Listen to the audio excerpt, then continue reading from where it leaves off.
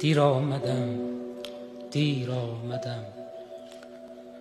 در داشت می سوخت.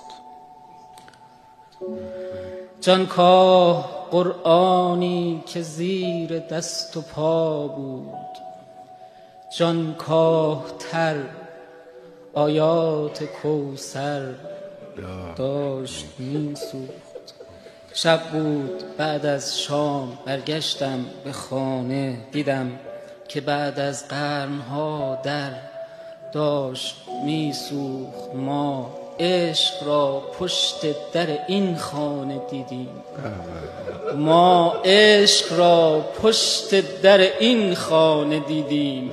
زهرا در آتش بود، حیدر داشت می سوخت.